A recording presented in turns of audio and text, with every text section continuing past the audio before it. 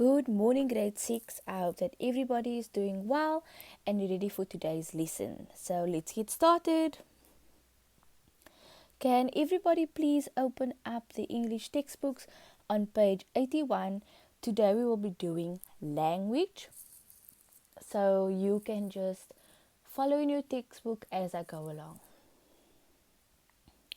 So in the block on your textbook, on top, it has the heading of finite and infinitive verbs, right? So what is a finite verb? So firstly, we know that a verb is an action or a doing word. So a finite verb or a main form of a verb has a subject, a tense, and can be singular or plural. So let's look at some of my sentence examples. Mum says hello. So underlined is my finite verb says. And we know that there is a tense attached to this. So says tells us that it's in the present tense. Also, we can see that it is a plural because the singular is say and the plural is says. So adding a S to say makes it a plural. Second sentence, Stella was in the water. So was is our finite verb. It's also giving us a tense, so it tells us that it was in the past tense. It already happened, right? Last sentence. We spent a great amount of time together. So spend, we see that it has a tense attached to it, and it's present tense, so it's happening in the moment, right? So to go over what a finite verb is, we need to remember it's a main form of a verb, right? It has a subject, a tense, and it can be singular or plural. Not all the time, but it can be. Okay, moving on to the next one. So what is an infinitive verb? So infinitive verbs are the verbs with to in front of it. So for example, to go. So whenever in a sentence there's a to in front of a verb, which we know is a doing word, then it is an infinitive verb. So what you need to remember is they have no tense, number or subject. So unlike finite verbs, infinitive verbs are the opposite. They have no tense, no number, and no subject, right? So the infinitive verb without to is called the base word.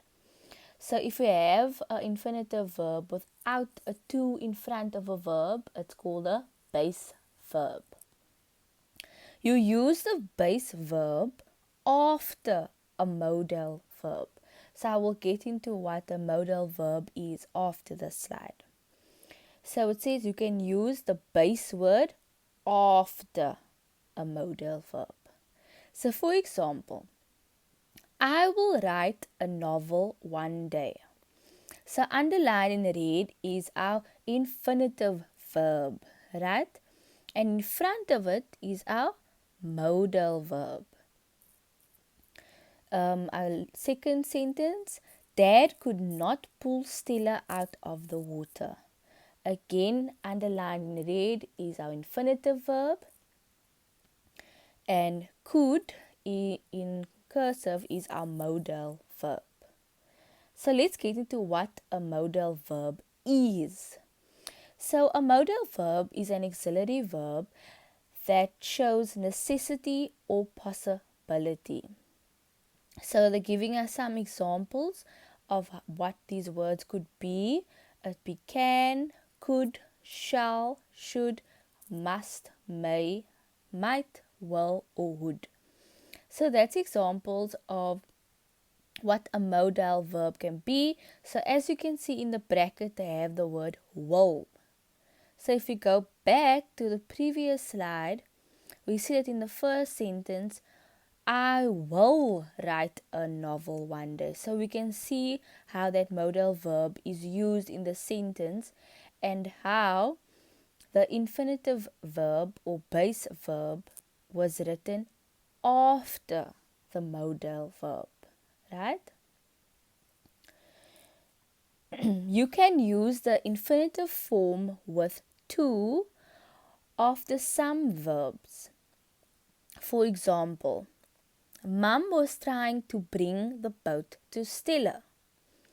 So you can see there, you can use the form of two of the some verbs, right? Where bring is a doing word, it's a verb, right? I'm bringing you something, it's an action. You can begin some sentences with an infinitive verb. For example, to become a good writer, you need to write every day. So you can see there they use the to in front of all the verbs. Become and write, they used the infinitive verbs for that, right? So remember, you can use the infinitive form with two of the some verbs, and you can also begin some sentences with an infinitive verb. Okay. So for homework, I would like you to please write the heading, the date and page number, then draw a line.